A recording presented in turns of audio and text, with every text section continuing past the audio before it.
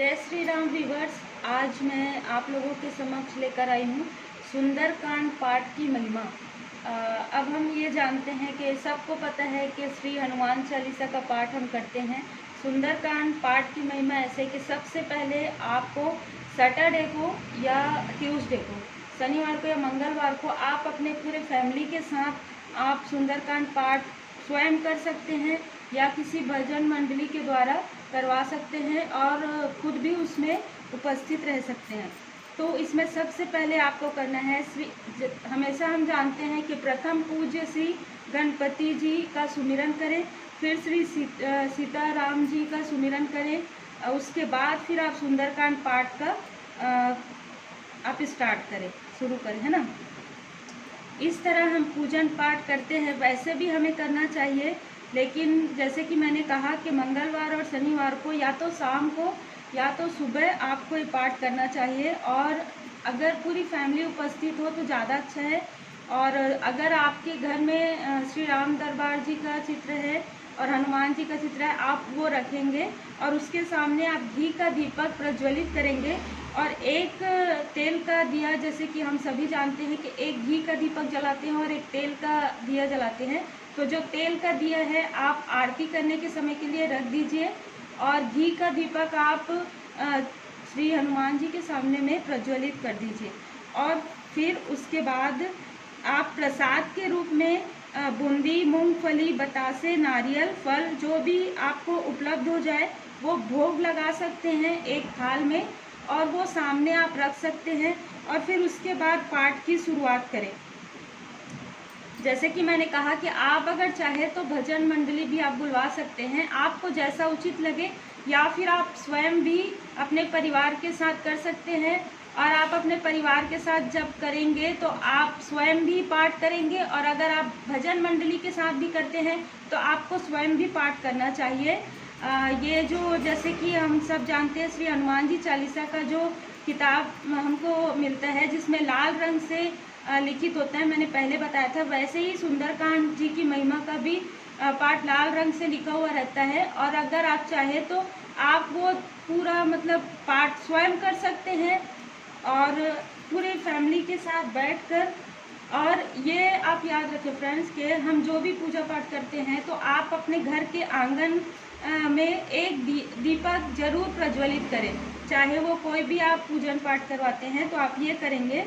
फिर उसके बाद आप, जैसे कि मैंने कहा, जैसे ही पाठ हो जाएगा आपका सुंदरकांड का पाठ आप पूरी फैमिली के साथ कर लेंगे, तो फिर उसके बाद जो आपने दीपक बनाकर रखा है आरती के लिए, तो आप श्री रामचंद्र जी का पहले आरती करेंगे और उसके बाद फिर पवन सुत हनुमान जी का आरती करेंगे।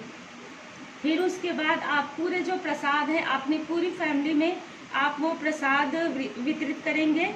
और आपकी ये जो मतलब जो भी इच्छा है, मन की एक जो वाजिब इच्छा है, जो उचित आपकी जो इच्छा है, वो आप प्रभु के सामने में आप बिल्कुल कहिए। और अगर आप नहीं भी कहते हैं फ्रेंड्स, तो प्रभु हमारे मन की बातों को बहुत अच्छे से समझते हैं। तो जैसे कि हम सब जानते हैं कि वो हमारे लिए जो सोचते हैं, भगवान हमारे लिए जो सोचते हैं वो हमारे लिए बेस्ट रहता है। फिर भी अगर आपको ऐसा लगता है कि आपको, जैसे पढ़ने वाले बच्चे हैं उनको कुछ ऐसा लगता है कंपटीशन एग्ज़ाम है, या कोई बिजनेसमैन है, या कोई महिला है, कोई भी अपनी एक इच्छा बहुत अच्छे तरीके से भगवान के समक्ष में रख सकते हैं। और इस दिन अगर आप घर के मुख्य हैं तो आपको या तो व्रत कर लेना चाहिए, या अगर आप व्रत नहीं करते तो आपको पूरी तरीके से आपकी पूरी फैमिली के साथ सात्विक भोजन ग्रहण करना चाहिए सुंदरकांड के पाठ के बाद। और जब आप ऐसा करते हैं आप पाएंगे कि आपके घर में बहुत ही पॉजिटिव एक एटमॉस्फेयर हो गया है। आप अपने आप से ही आपको खुद अपने आप में महसूस होगा कि आपने जो कुछ भी चाहा है आपको मिल गया है, और आपके लिए जो उचित था, जो आपके लिए सही था, वो आपको मिल गया है। तो ये आप व्यूअर्स आप करके देखिए, बिल्कुल आपको करना चाहिए, करके देखिए, नहीं आपको करना चाहिए, क्योंकि जब हम भगवान के शरण में रहते हैं तो हमें वो सब कुछ प्राप्त होता है जो हमारे लिए बहुत ही अच्छा होता है। तो मैं बस इतना ही कहूँगी, क्योंकि मैंने भी ये किया है। मैं हमेशा यही कहती हूँ कि जो मैं करती हूँ अपने लाइफ में और जो मुझे चमत्कार देखने को प्राप्त होता है, जो मुझे चमत्कार हुआ है मेरे साथ, वही मैं आप लोगों को बताती हूँ।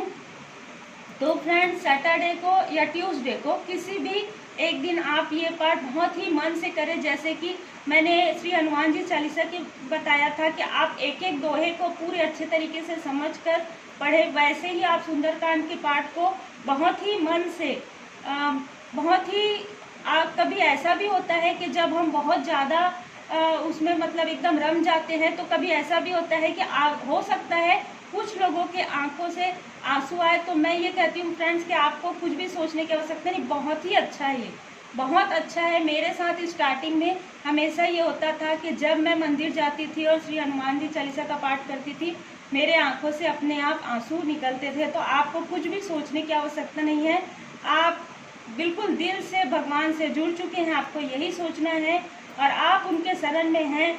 जब हम हनुमान जी के शरण में हैं तो हमको घबराने की कोई आवश्यकता ही नहीं है। आपकी जो भी दिक्कत है, जो भी वाजिब आपकी इच्छाएं हैं, वो ज़रूर पूर्ण होंगी। मैंने कई लोगों को ये देखा भी है, कई लोगों ने मुझे कमेंट भी किया है कि वो जो चाहते थे कई चीज़ें उनकी हुई है और मैंने खुद भी अपने लाइफ में देखा है। मुझे तो फ्रेंड्स पूरी तरीके से मेरा लक्ष्य प्राप्त हुआ है।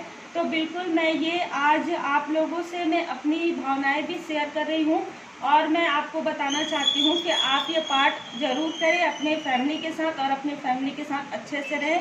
Friends, God bless you, take care, जय